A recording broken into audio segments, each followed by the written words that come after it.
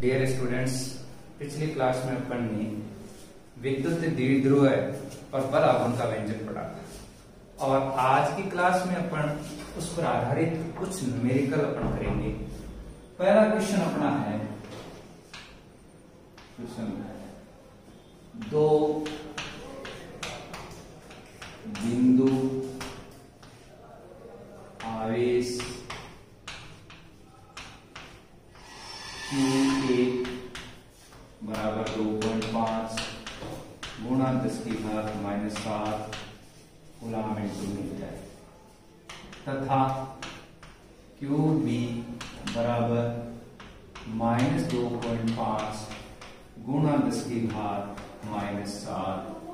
Coulomb 7 coulomb क्रमशः बिंदु A 0 0 -15 centimetre तथा बिंदु B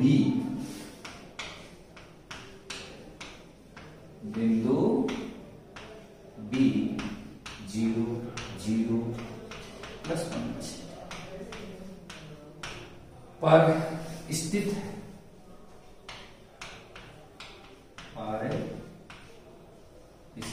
है निकाय का द्विध्रुव आघूर्ण ज्ञात कीजिए। निकाय का द्विध्रुव आघूर्ण ज्ञात कीजिए। यहाँ पे एक आवेश दे दिया QA बराबर 2.5 गुणा 10⁻⁷ कूलम, QB बराबर -2.5 गुणा 10⁻⁷ कूलम। दोनों आवेशों का परिमाण समान तथा प्रकृति विपरीत है, इसलिए इसकी रचना करते हैं, विद्युत द्विध्रुव की रचना करते हैं। A बिंदु के कोऑर्डिनेट देते हैं 0 0 -15। इसका मतलब ऋणात्मक z अक्ष पर स्थित, ये 0 0 +15 धनात्मक z अक्ष पर स्थित। आंसर अपन देखते हैं।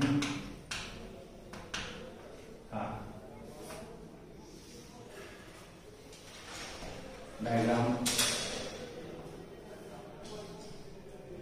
X axis, Y axis, Z axis और मूल बिंदु। ये धनात्मक जेड अक्ष, तो पीछे क्यों ऋणात्मक जेड अक्ष? ये बेस,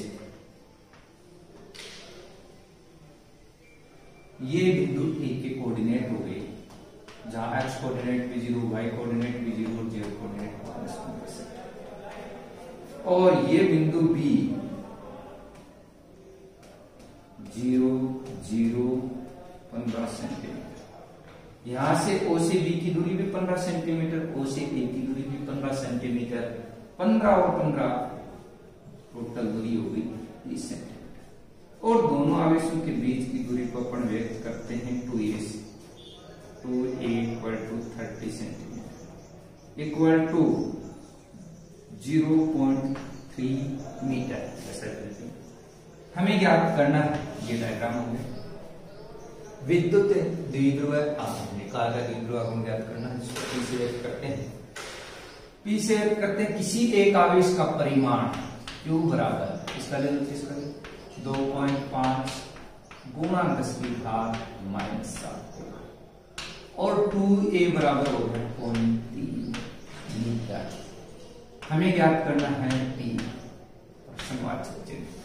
P का सूत्र है P बराबर Q × 2a और P बराबर Q की वैल्यू ये पुट कर दो 2.5 गुणा 10⁻⁷, 2a की वैल्यू 0.3, तो P बराबर 25 को 3 से मल्टीप्लाई 75.75 इंटू 10⁻⁷ इंटू 10⁻⁷। P बराबर कूलम इंटू मीटर लिख सकते हैं। बाएं साइड चलते हैं तो माइनस की घातें घटती हैं और प्लस वाली बढ़ती है। इस साइड चलेंगे तो ये बढ़ जाएगी। 10⁻⁸ कूलम इनटू मीटर। ये इस निकाय का द्विध्रुवाकरण हो गया। ये क्वेश्चन आपका कंप्लीट हुआ। नेक्स्ट क्वेश्चन अपना है वो ये,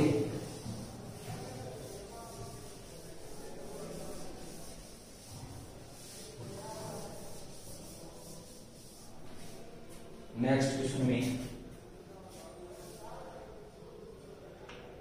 4 × 10⁻⁹ कूलम इनटू मीटर द्विध्रुव आघूर्ण का कोई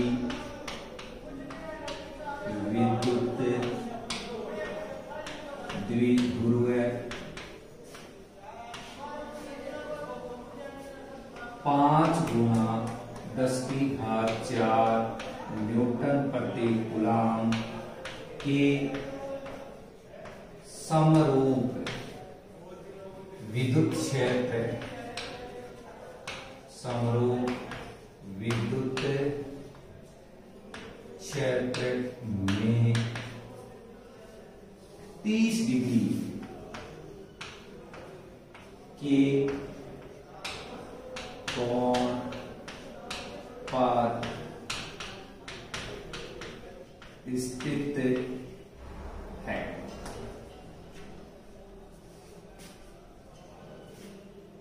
द्विध्रुव पर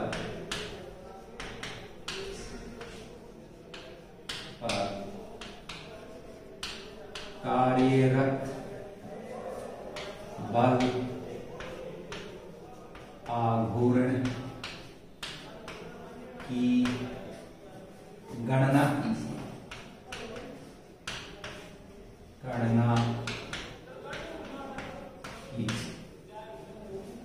अपने को दे रखा है आंसर दिया जीवन क्या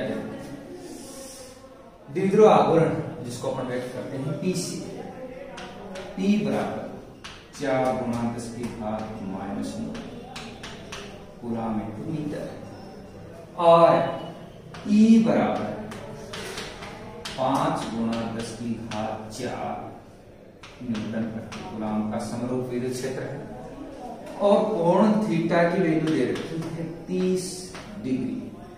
हमें निकालना है बल आघूर्ण, बल आघूर्ण को व्यक्त करते हैं उससे।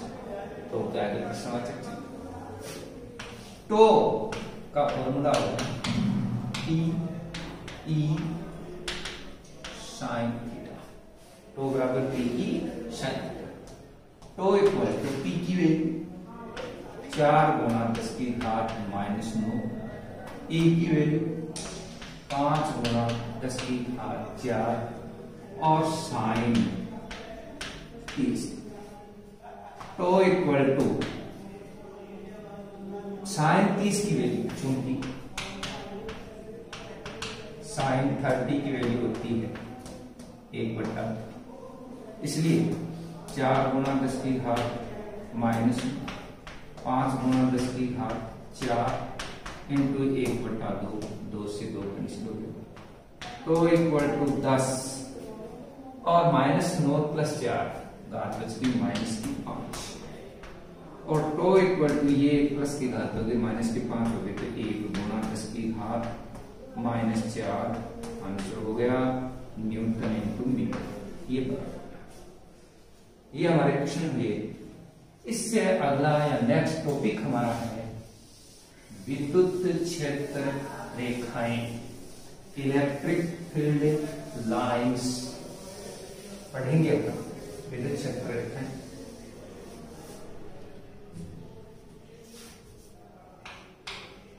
विद्युत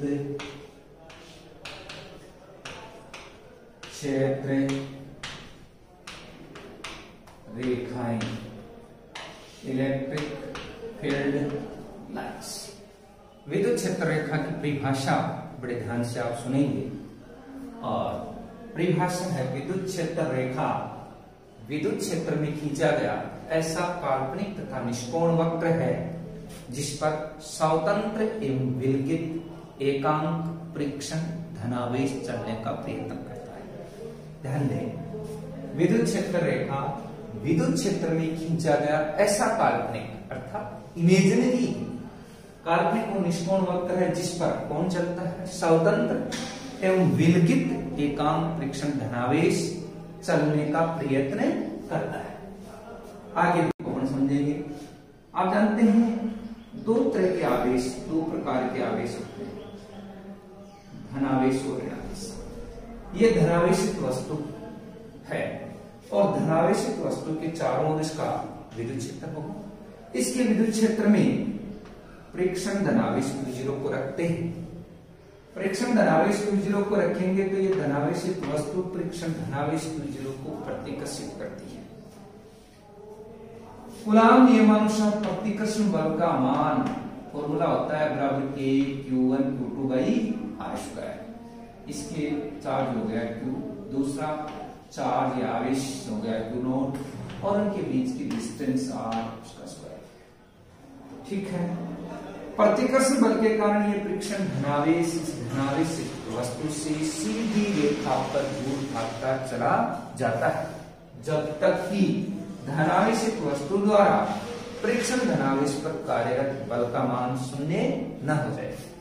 सैद्धांतिक रूप से तथा कूलाम नियमानुसार बल का मान शून्य उस समय होगा जब दूरी का मान अनंत हो जाए।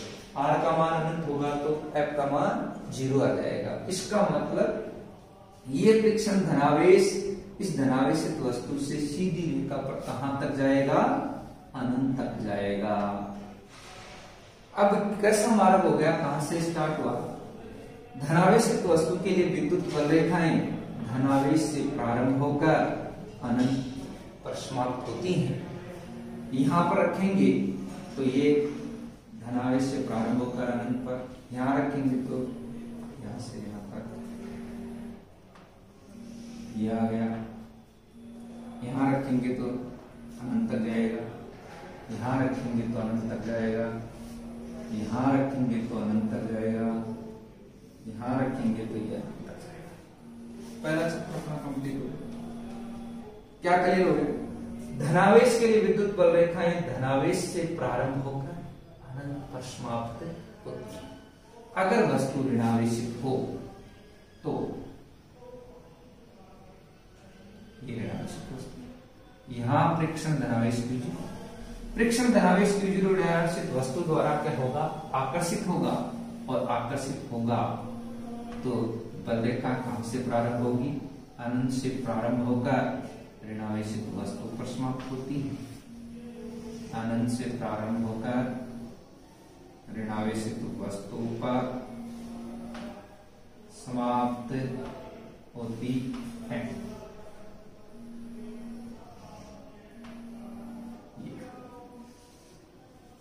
चित्र नंबर 2।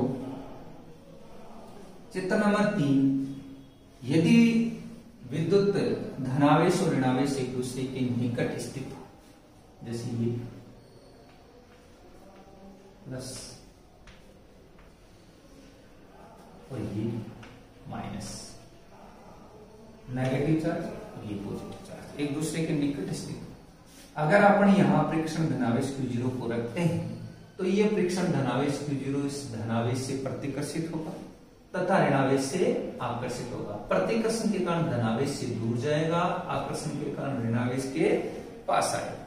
इसका मतलब इसका मार्ग कहां से स्टार्ट हुआ, धनावेश से प्रारंभ होकर ऋणावेश पर समाप्त होता है। यहां रखेंगे तो सीधी रेखा पर इधर लगाएगा, लेकिन ये इसको क्या करेगा, आकर्षित, इसलिए मार्ग आ जाएगा। ये बल रेखा आ गई, यहां रखेंगे तो विद्युत रेखा ऐसा रहेगी, यहां पर रखेंगे तो इस प्रकार से और यहां पर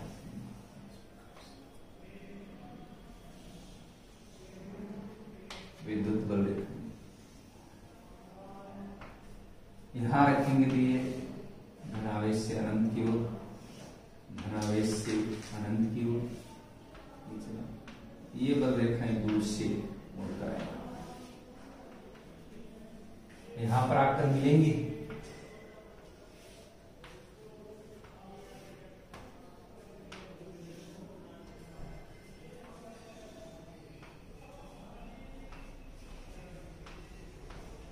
जब धनावेश और ऋणावेश एक दूसरे के निकट स्थित होते हैं तो विद्युत बल रेखाएं धनावेश से प्रारंभ होकर ऋणावेश पर समाप्त होती है।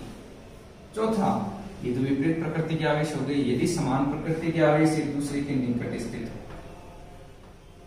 जैसे ये प्लस और दूसरा भी प्लस, धनावेश होता है, दोनों की प्रकृति समान।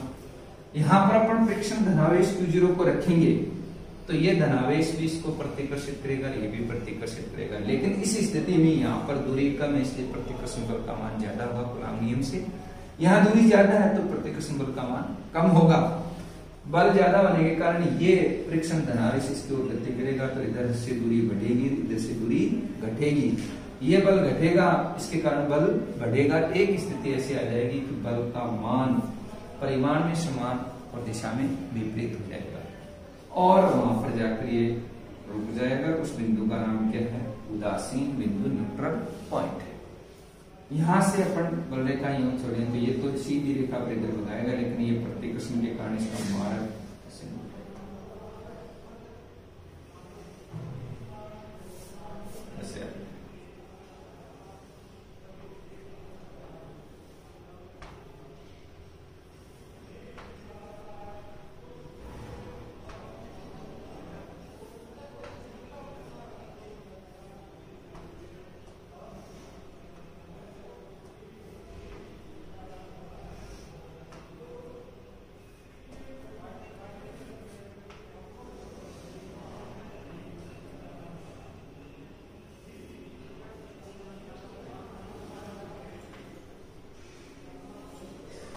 ये इसके लिए विद्युत बल रेखाएं याद है।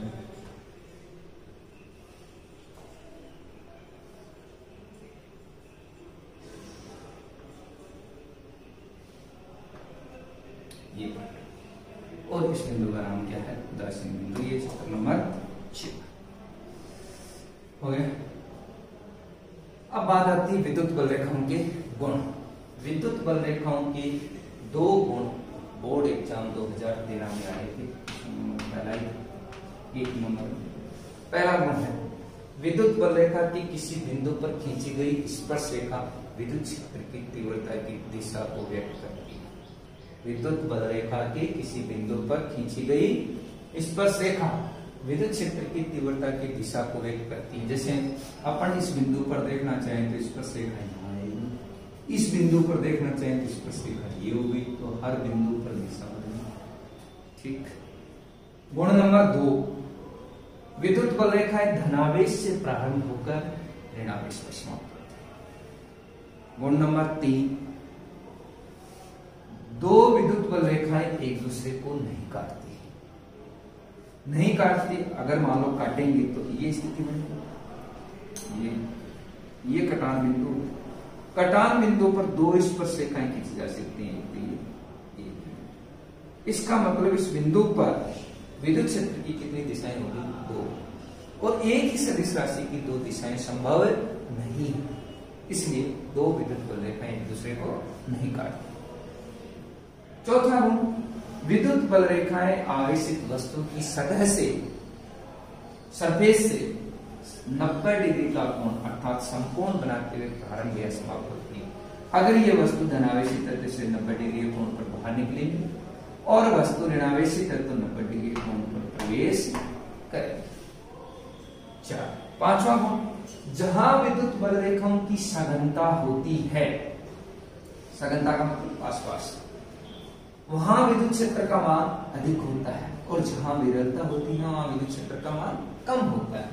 यहाँ पर पास में सघनता है तो इसका मतलब इन बिंदुओं पर विद्युत क्षेत्र का मान अधिक होगा और यहाँ गैप है, विरलता है तो यहाँ विद्युत क्षेत्र का मान कम होगा। इससे पहले अपन ने ये भी पढ़ा कि बिंदु आवेश के कारण विद्युत क्षेत्र की तीव्रता K2/R²।